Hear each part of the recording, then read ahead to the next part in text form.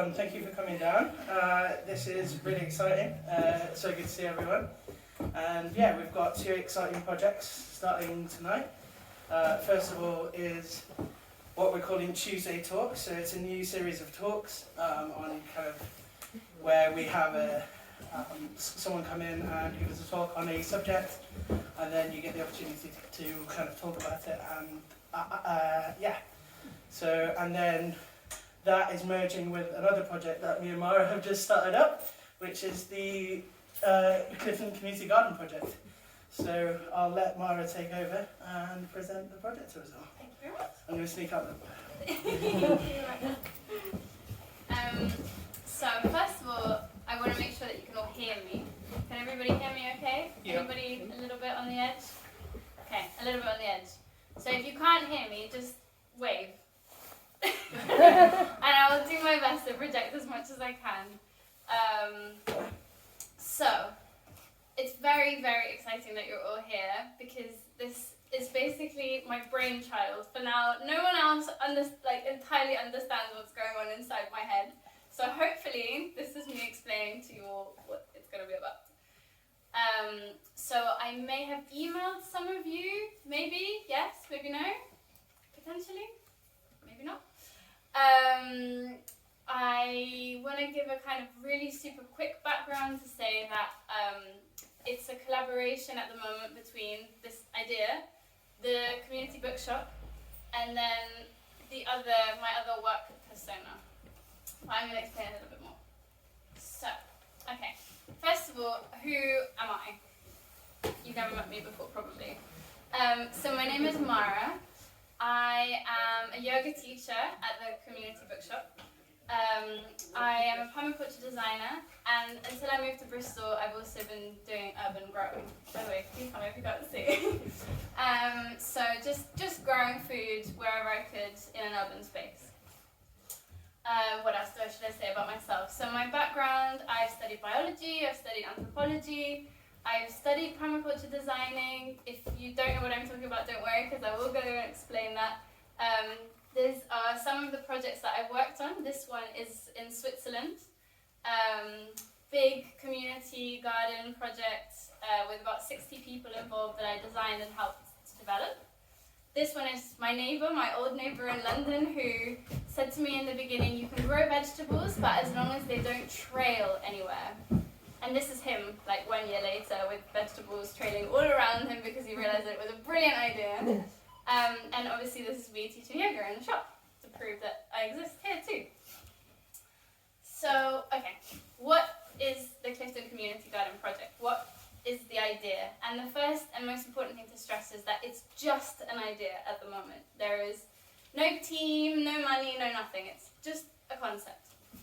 So what is it that we, for now, just Max and I, want to manifest in the world? Well, basically we want to create a beautiful space where we grow food and vegetables and fruits that brings people together, that gives access for learning, hopefully also is aesthetically pleasing. Obviously, with the example before, some people have different concepts of what it is to be aesthetically pleasing.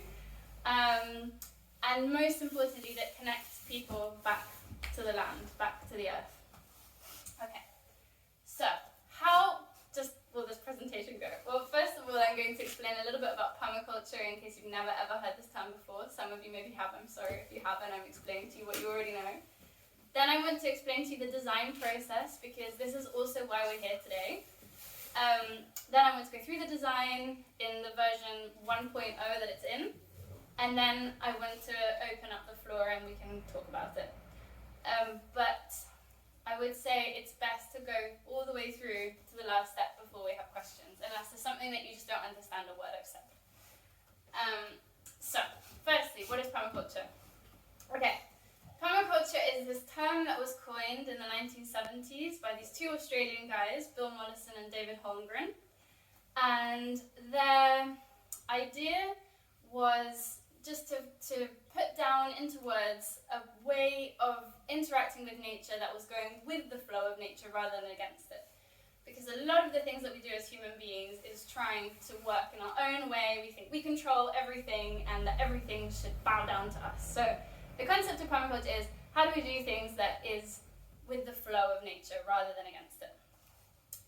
The whole of the design system is centered around the three main principles: care for the earth, care for people, and fair sharing of resources. And then there's all of the 12 principles all the way around that I'm not going to read through right now, but the two main ones that I wanted to highlight, because that's a lot of what's in this project, is the designing from patterns to details. So we're going with a big picture concept, and as we say, yes, okay, this works, we move into more detail about how we're going to do that. And the other part is the self-regulation and feedback. So I have this idea, I'm sharing it with you so that you can tell me which bits you like, which bits you don't like, maybe we scrap the whole thing altogether. That's the self-regulatory process. At each iteration, we think about how to make it better. Okay, so, and then in very practical terms, what does it take for a permaculture project to become a thing? Well, we go firstly with the observation of the site and the climate, the people, the resources, what is the stuff that we're trying to do something with. Then we talk about the aims and objectives of the project. Then we talk about the systems, the timeline, the management, and how it will continue to go on. But as you can see, it's a circular process. So for now, it's basically here. But actually, you guys are involved in this part. You guys and anybody else who later will become involved with the project. So we're kind of going round in a circle, but there's also a little circle in itself going on over here. So, I want to start off with the site, because I don't think that everyone has quite understood where we're thinking of doing this. So, in geographical terms, away from the screen, it's basically behind us. On the screen, and depending on how good you are at map reading. So this is the area next to the beginning of the birdcage walk, which, as some of you have told me, is not actually the birdcage walk, little disclaimer. But most of us call it the birdcage walk. So here is the birdcage walk, and here is the site of St. Andrew's Church. So this is what used to be there in 1940. I've only done a little bit of research into the church, but the important kind of historical context is that there's been a church there since the 1100s. It's been smaller, it's been bigger. It used to look like this, and then unfortunately it got bombed extremely badly in 1940, and since then it's just been ground level. And if you've never noticed that before, you'll see it, and you'll see these bits, the columns, as you go out into that space and have a look at the border that goes around that space. So that whole area is nearly 1,000 square meters. It's more like 890 something, but it's nearly 1,000 square meters. The proposed site for the garden would be the back third, slightly over to one side, so the furthest part away from the path, closest to the wall. That is the wall that then backs onto the back of Bishop's house. So there. That's the context. What is it used for today? Well, basically it's used for sunbathing. I've seen lots of people get together there, people running with their dogs. But in this part of the year especially, even just if you go out there, you'll see that the back third isn't really touched very much. The grass is really lush there. It doesn't have lots of paw prints. The grass is quite high. I mean, obviously it's mowed, but it's quite high compared to the other parts. It's not so muddy. So that part, at least in wintertime, is least visited. It's also the sunniest. So, which leads me on to the site in terms of the climate, the sun, the soil. One disclaimer is that when you look at a permaculture site, usually one of the very first things that you do is you get your hands into the soil. But because this is a public garden, I have not gone and dug into the soil. I imagine that it's quite fertile. I imagine it's probably had some pesticides on it and herbicides because it is a lawn. I'm not too worried about the quality of the soil underneath. One other important thing is that there will be no digging, but that I'll explain in a little bit.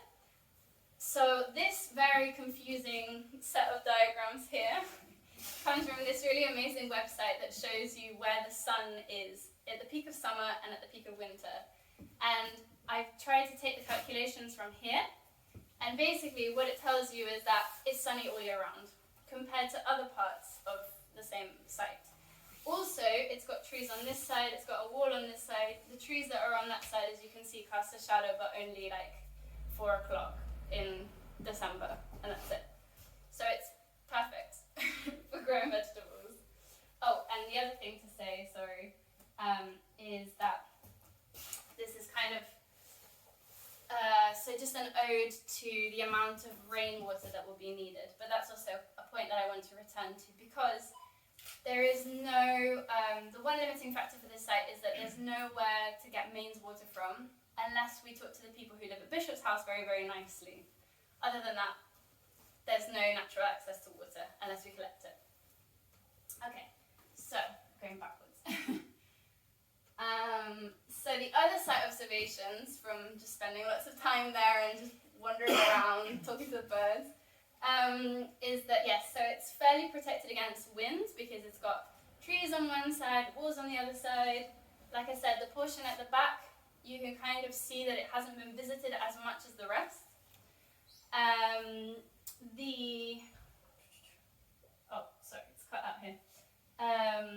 So this is an observation that on one side you have the quite sort of densely tree populated graveyard section, and on the other side you have the other graveyard section, but in the middle where the church used to stand, it's very bare. So I've had very funny run-ins with squirrels that kind of check to see if it's okay to run from one side to the other. And if nothing else, it would be a little bit of a miniature wildlife corridor to connect one site to the other.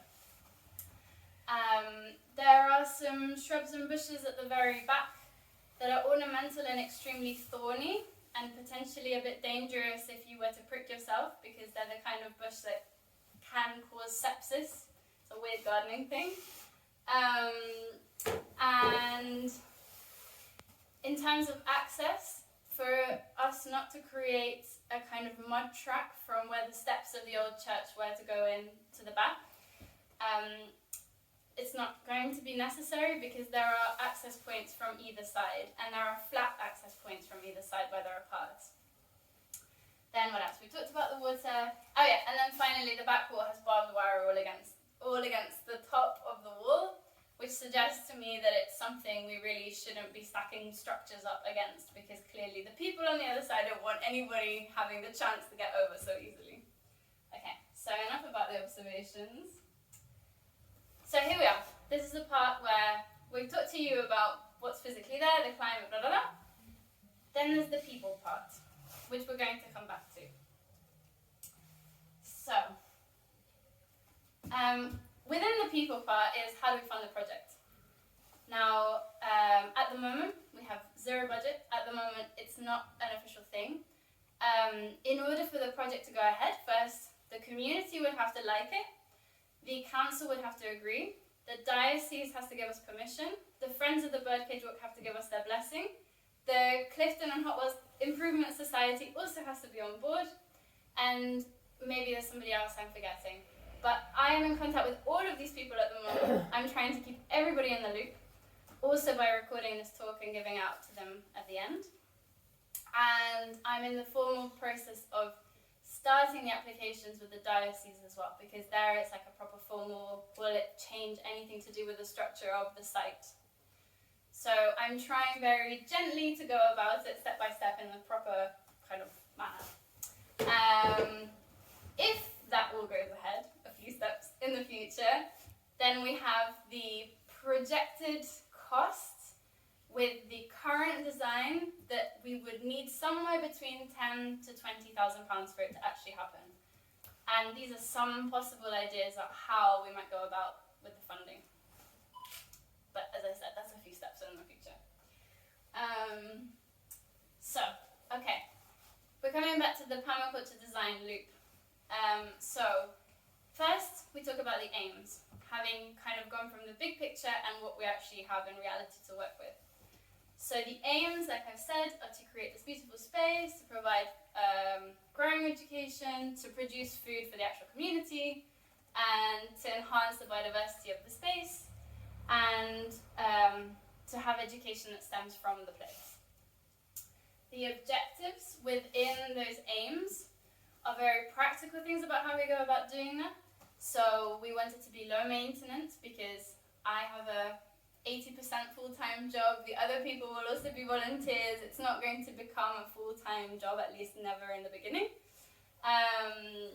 We want to grow plenty of things to eat, to smell, and we want it to be aesthetically pleasing. We want everyone to be able to come into the space, which is also why it's in such a public place. Because other people have said to me, oh, why don't you do it in this existing garden, or why don't you do it behind this wall? And my whole point is that I would really like it to be somewhere that children just walk past and they say, oh, there's a garden, how nice, let's go and have a look. And yes, lots of things about education, community, and then eventually, because it's a permaculture design, we want it to create its own income.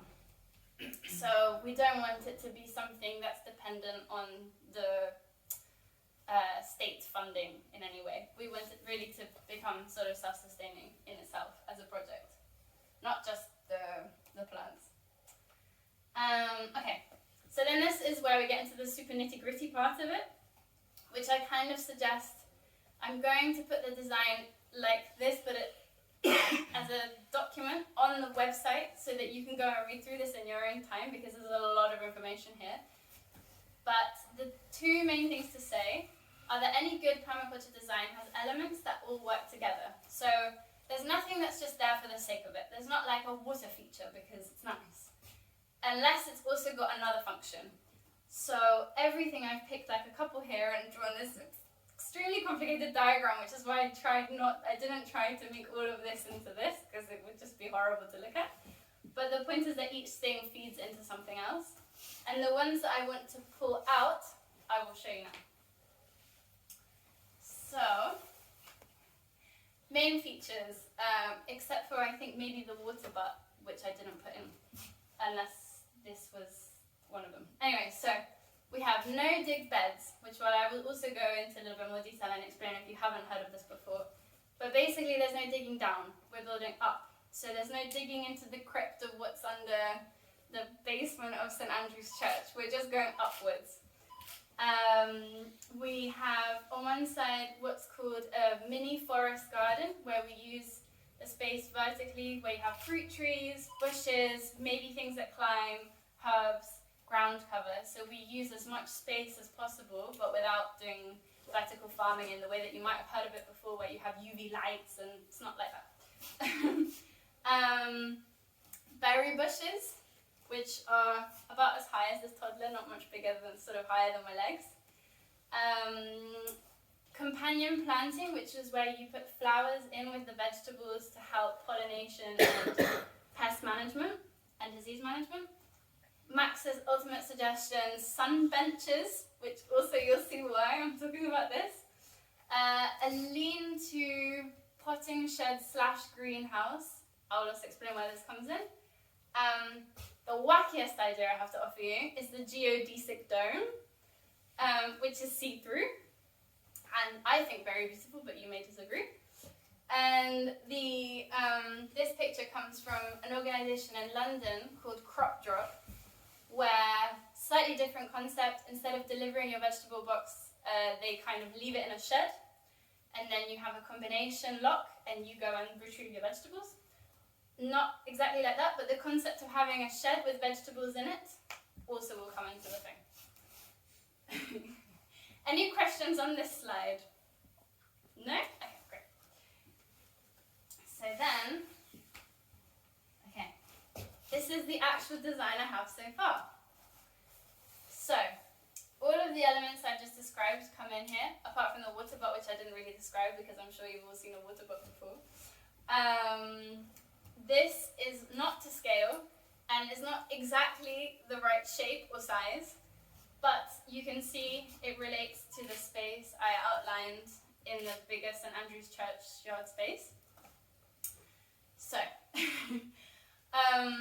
okay, you have the 2 points of access. So here, if you've ever walked along this edge, you will know that there is a fence on one side a path underneath you, the gravestones to this side, and then a little bit of the wall, which is the St Andrew's Church space.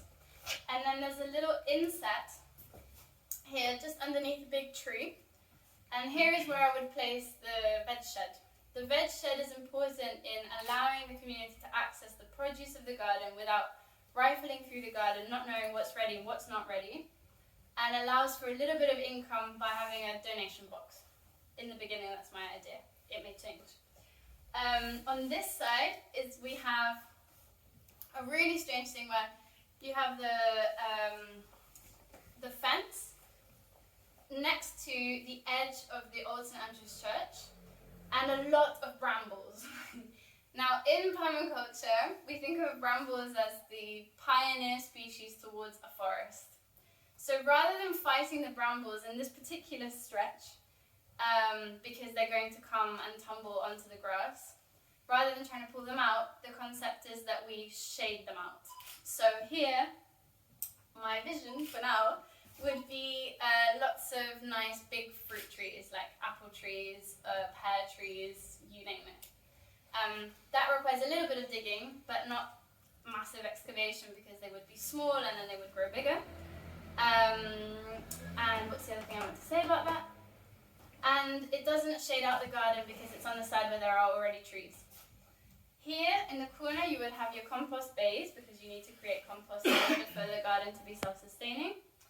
The lean-to potting shed that I referred to earlier, so that there's a place to propagate seedlings and things, would be next to the wall with the barbed wire, but not so high that anyone can realistically climb it, and leaning so that it's not really possible to climb, in theory. Along this edge, where currently we have these prickly ornamental bushes that we were talking about, this is where the forest garden strip would go. So the trees, rather than being super high up, would be the espalier trees that stay at the height of the wall, so that there isn't any encroachment with Bishop's house garden. And then we'd have the bushes and the herbs, and Max's wonderful idea of the sunbeds, because it's really sunny on this side. So another place, another way to access the garden and for it to be part of the community without doing much. You just go and you sit there underneath the trees, next to the bushes, in the sun. Okay, this part is all berry bushes, so the ones I mentioned before, the toddler heights. This would be the soft fencing to the garden, so that you know where the delineation of the garden is, but it's not like a hard border, it's not a big fence. It allows for dogs to run up to it and then stop, children to run up to it and stop, so that you don't have dogs charge through the garden, but also you don't have this big fence saying this is not your land, you can't come in, because it is public land. And then very finally we have little mushroom logs, which I don't think I mentioned, so we can come back to those, and a very imperfect drawing of what the vegetable beds would look like. The concept being putting in as many as we can, making it look nice. They can be in straight lines, I don't mind. The concept was that there's this beautiful geodesic dome that allows for people to hang out in the dry, so you can still come and have your cup of tea with your friends in the dome, probably in winter, because in summer it would be very hot, and also would allow us to grow things that we wouldn't be able to grow otherwise. Hopefully it's aesthetically pleasing. Hopefully it allows light to pass through and doesn't make it feel like we've really taken any space at all. Okay, and right. So then finally, there's the last part of the process. And a reminder that obviously this is an iterative process, and because haven't talked to you yet, these will be very vague at the moment, because we don't quite know if you like it or not.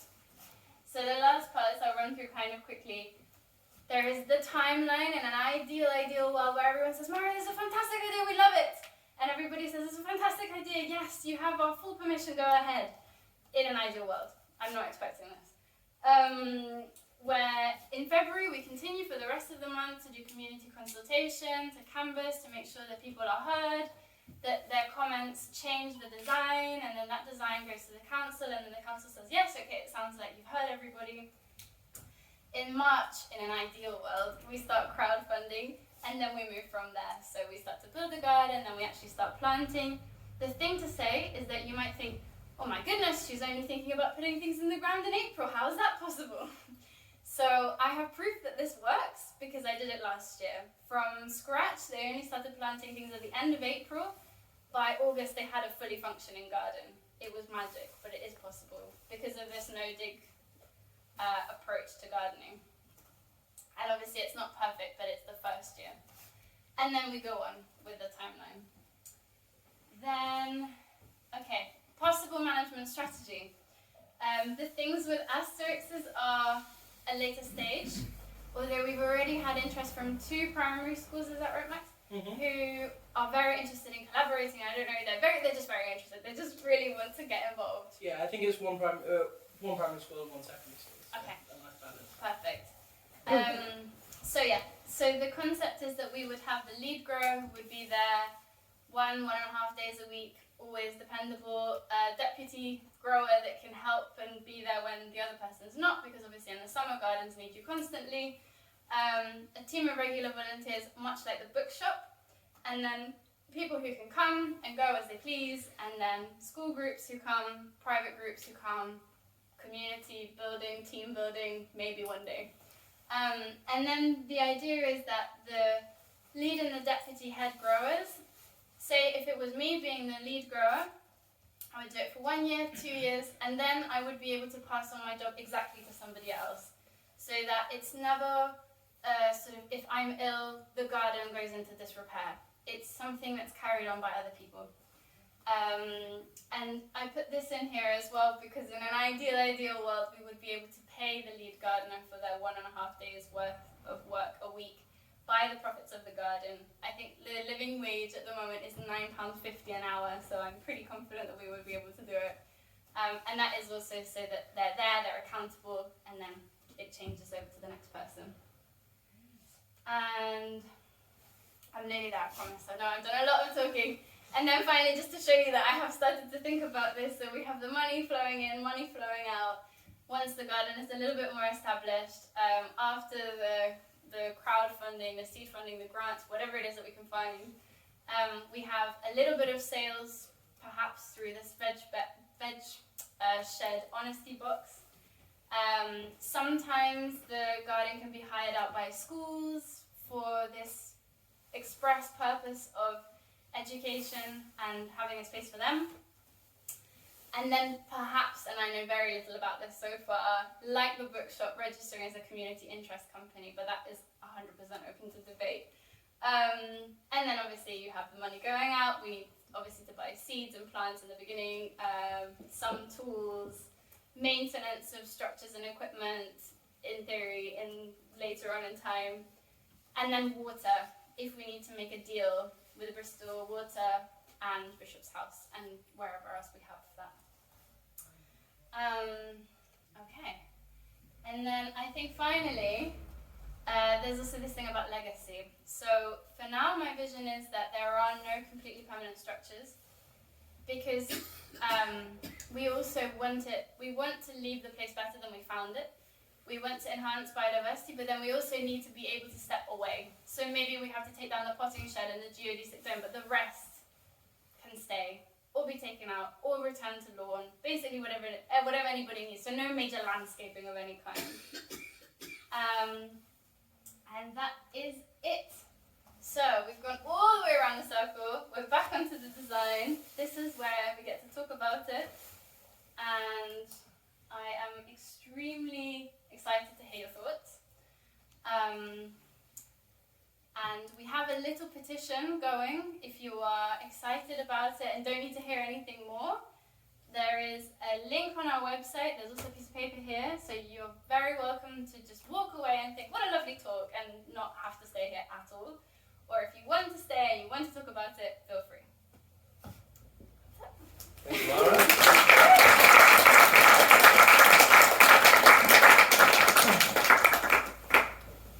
Okay. And does anybody else want a cup of tea?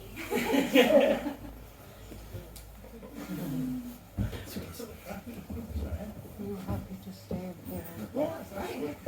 Well done. Thank you. Yeah, so should we open the floor for any questions? Yeah. Yeah. Let's do it. I mean, I don't have any, because I don't.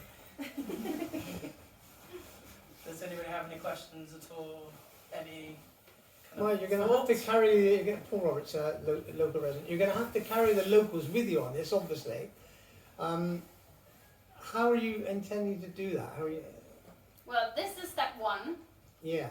This is step one, is to present it. I've had the range of excited, great, how can I get involved? I don't like the sound of this.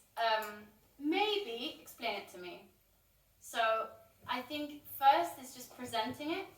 This stage is so important about getting any kind of feedback, because we haven't had any yet, really, not any proper feedback, because no one has really known what we've been talking about. And my hope is that, so we're going to post this talk online and just give more information so that people have a more informed opinion to give back to us.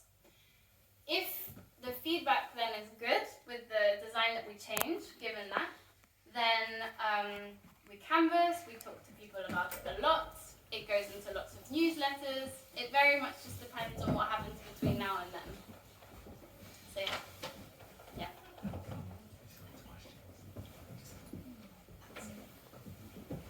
Yeah, and I'm also currently halfway through a course that the bookshop is very kindly paying for, on a course on community organising. So I'm kind of learning about the theory behind community organising, kind of the structure and the process that kind of goes through this whole, process of going from the beginning to then taking action on the project. So I'm hoping to be able to bring some of what I've learned from the bookshop and what we have learned on this project to kind of, aid the project as it goes along. So yeah, I think we can work together and get it all going. Yeah. I think it's a terrific idea, but I think the general mood of the locals is that it would be nice to maintain that complete flat space, as it is used by, as you rightly pointed out, a lot of people. And we don't have an awful lot of flat green space in Clifton apart from Victoria Square and so on. My other fear is that I don't think it's very safe. I think it's going to, I think you put an awful lot of effort into getting it going, and I do think it's a great idea, but I fear that knowing how many people we have that don't appreciate that type of thing around here, it might well get trashed, and that would be a terrible, terrible shame. It's just, I just think it's not quite in the right place. Yeah. And the number of people we've spoken to about it, I'm a member of the Birdcage Walk mob that clear up there. So, we really want to maintain the area, keep it looking good. But I do worry that even if you did go ahead, it might not be very long lasting, which would be a terrible shame. So we definitely wouldn't go ahead with it unless we got a majority of support. We wouldn't touch it unless we had a majority of support, and also the council wouldn't let us touch it unless they know that we have a majority of support. So that's one thing.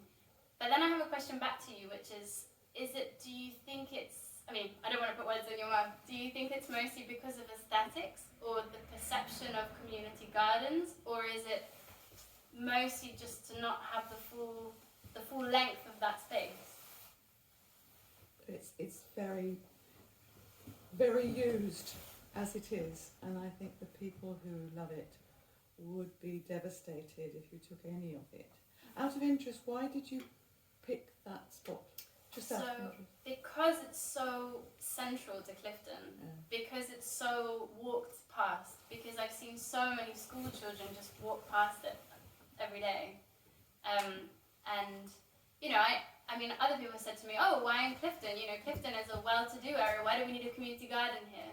But there are lots of wealthy people in Clifton, but there are also lots of not so wealthy people in Clifton, and there are lots of students and lots of young people. Lots of people who don't have gardens. And that too. Who need that as a space for all sorts of activities. Yeah.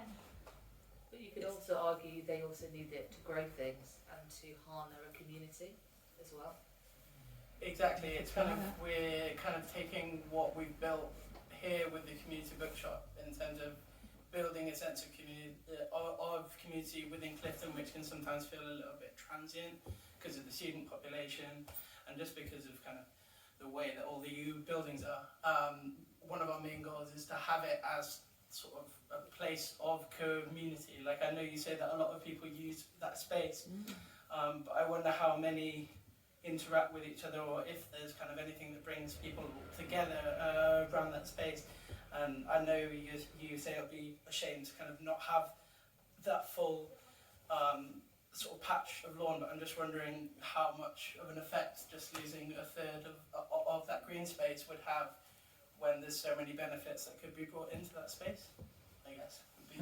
Having got an allotment myself, which is around that sort of size, I don't think it would produce enough veg to sell.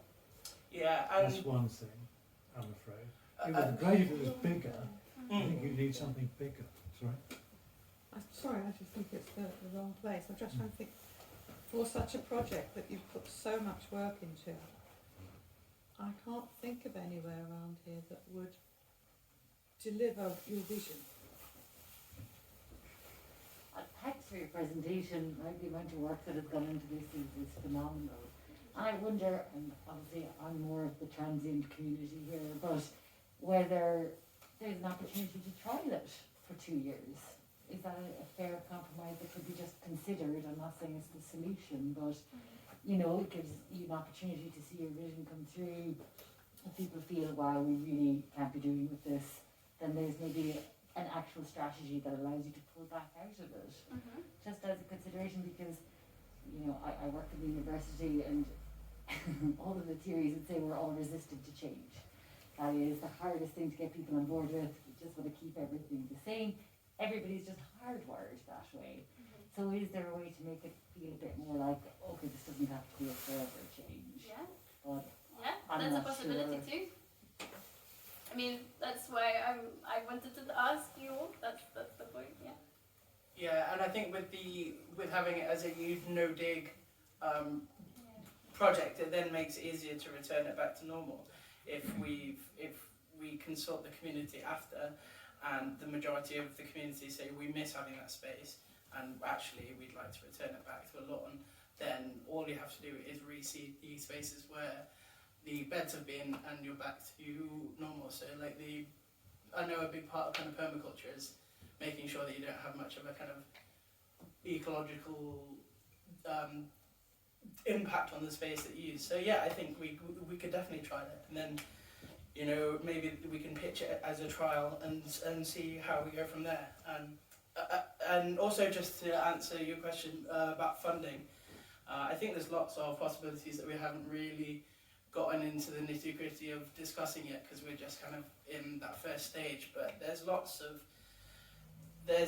kind of trusts, and there's lots of funds out there. Like with the community bookshop, Jane has applied for funding through the National Lottery, and there's a lot of support out there for kind of people who are trying to, you know, make an impact within the community to bring people together. So it doesn't have to rely on the selling of the vegetables. That can just be like a buy, you know, that can just be something that sort of props it up, and we can apply for funding once we've got it, you know.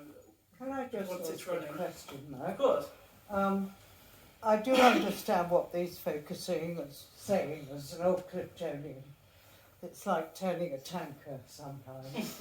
But there are little areas that have been developed. I don't quite know whether it's Clifton Garden Society or Chiz or who it is, but there were little places like Albemarle Row in Hot Wells. There was a postage stamp piece there that caused endless conversations, fallings out, making up, and I'm sure there must be other areas too.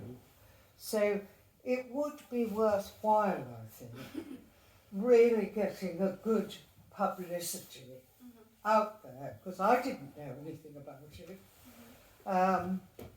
so that you could glean a better opinion. Absolutely. Because you might do an orchard, people might not like the fact that it looks like an allotment. They might prefer Clifton, to have an orchard.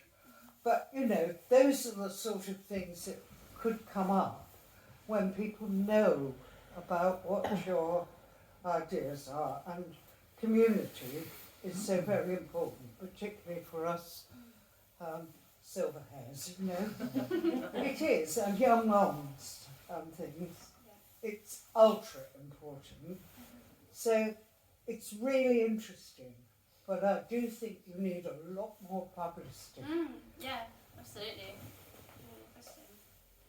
Well, I think it's a lovely idea, and I think it's potential to give people hope, which we all need. But I thought a lot of the objections I've heard, and I've heard objections outside here, have been to do with losing its function. And I wondered if you would be happy to revisit the design, sort of so that it left some of that grass for people's lives. So We walked the other day through the top of Armsdale Cemetery, and what they've got there, they've got what do you call it, built-up gardens surrounded by wood, and they're sort of layered. So it actually looks as if they were growing quite a lot of vegetables in quite a small space, and that would answer as well. The other thing that sort of slightly worried us when we talked about this is the quality of the soil. I mean, I doubt it goes down very far. It's going to be a lot of rubble. And I know you want to build up, but if you have the optimistic timetable of growing this year, to realise it might be very, very poor soil. So if you were able to incorporate something that meant that the growing space took up less of the ground volume, you might be able to keep people happy. So I want to show you one thing because I feel like that was maybe not 100% clear. I don't know if you can see this so well because the image. Okay, so this is actually the edge. So it doesn't take up the whole length at any point. You can still, if you want to, chuck your ball right to the end. And the reason, so I mean, it can also come in 10, 20 meters. It doesn't really matter. But the reason for this also, for the reason for it to have an extension that way is because that's the flattest path is on this side. So, and Jagger pointed out to me the other day, there's a step but this high from the path to that path, which means it's not wheelchair accessible, but it could be. And that's another thing, is that it could mean that for the first time ever, someone in a wheelchair could go all the way to the end. So, yes, it's used by a lot of people. There is also an argument in the favour of it being used by more people in that sense. And, you know, I've sort of sat there in my house and thought, 250 square metres, that sounds about right. You know, and I've gone and I've walked it and I thought, this feels about right. But if it needs to be smaller, it could also be smaller. It's not, you know, the part about growing vegetables, I would say, is no, I mean, it would be foolish to say that's how we're going to make the money to sustain the garden, because I think that's silly. But you can get a lot out from quite a small space in a much more intensive way than with an allotment, because you have a team of people and a planting calendar, and as soon as something goes out, something else goes in. And you're growing 3 things at once. You know, there are ways to do it, but the productivity of the garden would be more for the satisfaction of the people working in the garden. The idea of the veg shed and the honesty box is that maybe the tomatoes have done incredibly well and nobody wants to eat tomatoes anymore because we've had enough, and so they're in the veg shed for people passing by to take because they're part of the community and because by proxy they've invested in the whole thing. So I'm happy to change the shape. I don't mind at all. But I just wanted to point out that it definitely doesn't, it's not like slicing it in half. It's like taking a little bit less than a third at the back corner, and that's why I also really made the point that if you go and walk there today or tomorrow, the ground is really not walked on. So I get that lots of people are using it, but a little part of me doesn't fully believe that it's being trodden on every single square inch of it. If I may, my view is like the monoculture of grass is not biodiverse at all. So that's where the hope in your plan is coming to me. It'd be really interesting to understand an average permaculture project of that size. What does it tend to deliver in terms of species numbers, and compare that to the grasses there at the moment. bearing in mind that 2/3 would be left as grass, it'd be really good to get some objective numbers on the opportunity that lays within your plan. Yeah, I mean, it depends, how many plants do we two choose to put in, and then how many other living things decide to go and live on those plants. Yeah. So it's a complicated number, but it's not impossible. And it would compound over time as the environment becomes more complex. But at the moment, you've got a monoculture of grass, which is not dead, but next best thing. It was mentioned that there's lots of interest from primary and secondary schools, which is great. Are they willing to get involved at this stage and sort of pitch ideas and sort of circulate ideas between them and come up with ideas of, what potentially you could do with the space, even if, so we're having a discussion like this, it's the initial stages, it could be compromising until it doesn't exist anymore. But, perhaps we're then talking about a tiny community garden or a very, very small space. And then, perhaps they're holding competitions of, what they can do with it. And then we are coming back constantly and checking in with one another as a community and talking about what we'd like to see happen. Do you think there's scope for that? Or are they just really keen to sort of wait to the end project and then throw some small children at it with trowels? Yeah, no, for sure. So we've had 2 schools get in touch through our posts that we've had so far, and we've sort of encouraged them to come down today, but obviously teachers are very busy, so unfortunately none of them have come, but they've provided us with contact details, so we're gonna go back to them and kind of do what we've done today, is see what they feel, see how they can kind of get involved. And if I can kind of go back to what Bet was saying, I think it is really important that this project is built out of the community. It's very easy for us to have kind of done a little bit of work and then become quite defensive and be like, it's our project, but it very much isn't, and that's kind of the point that I want to sort of get across.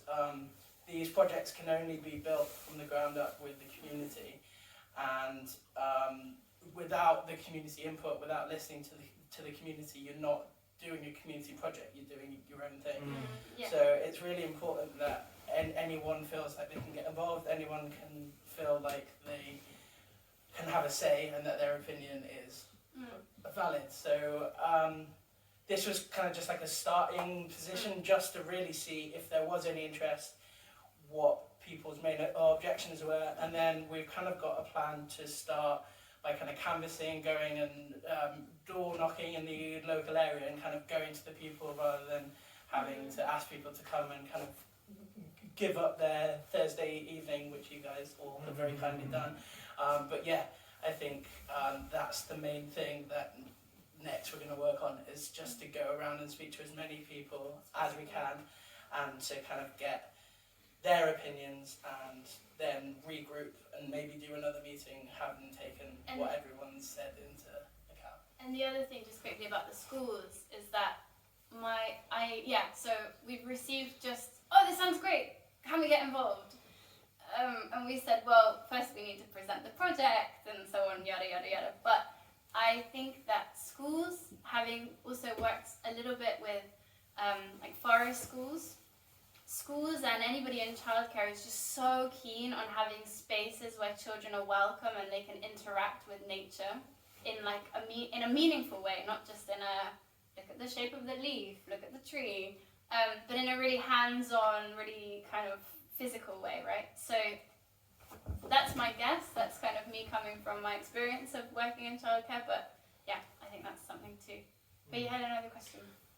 I was just going to say, when West Bristol Climate Action were trying to get public opinion on the wildflower meadow, that QR code near the site to scan to take people to a questionnaire. Yeah. Oh yeah, that sounds like a really good idea. Yeah.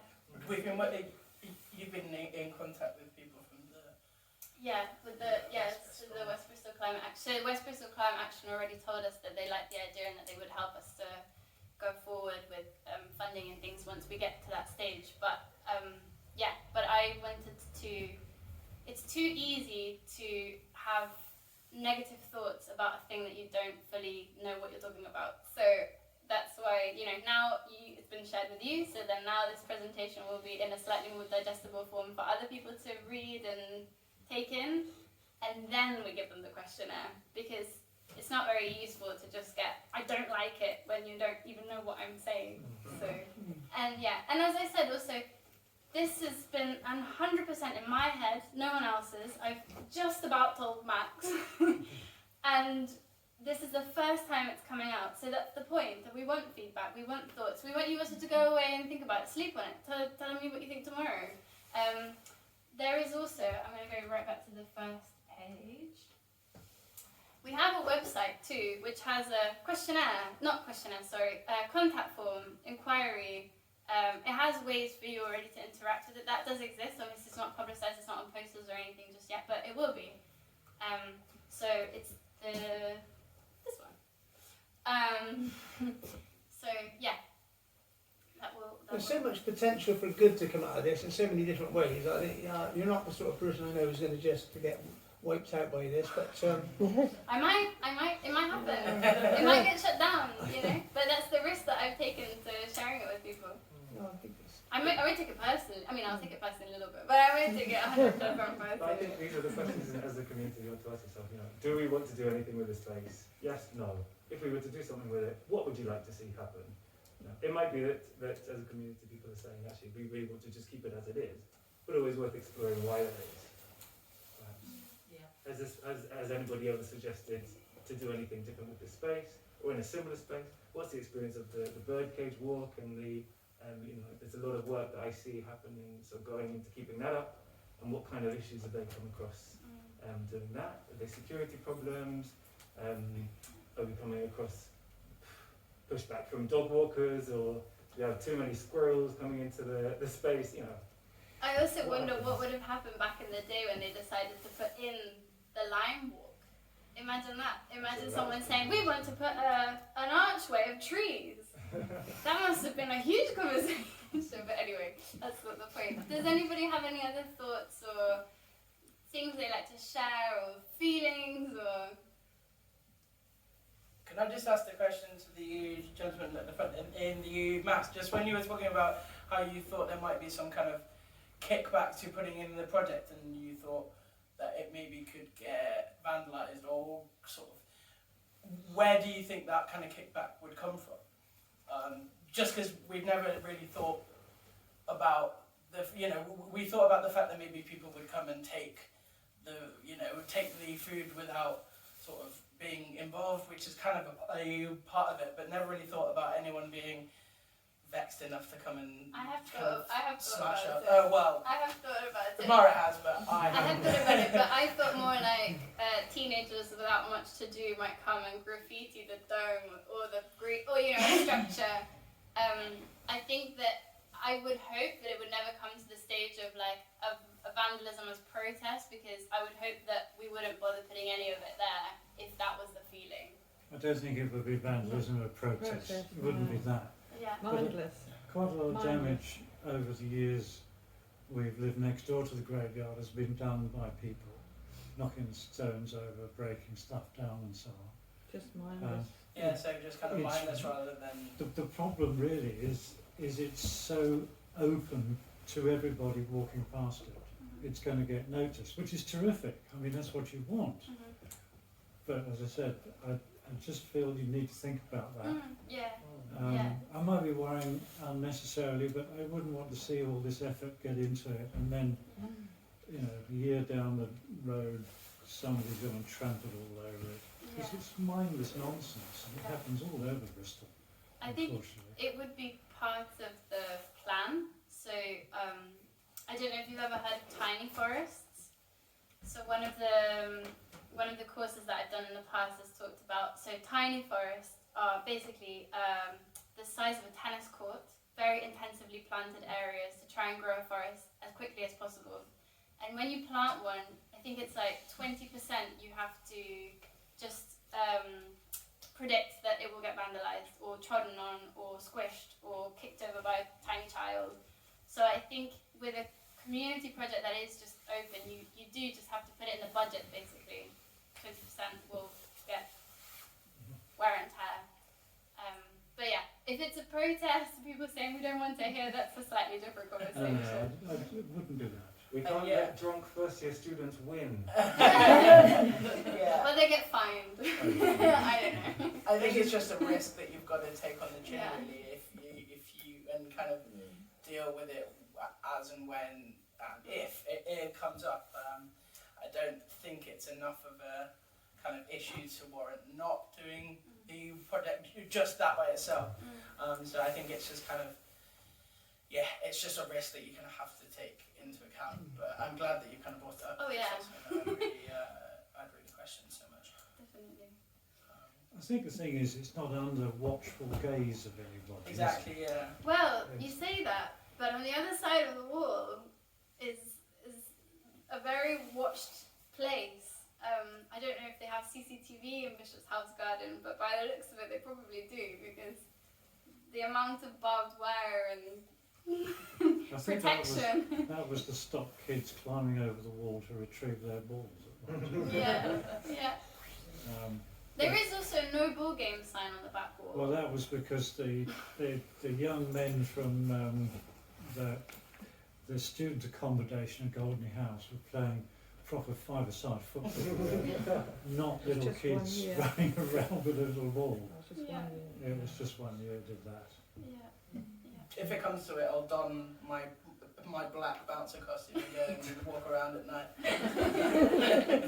But I don't think it will. It would be perhaps an idea that you talk to Mr. Nisbet there I have to, yeah.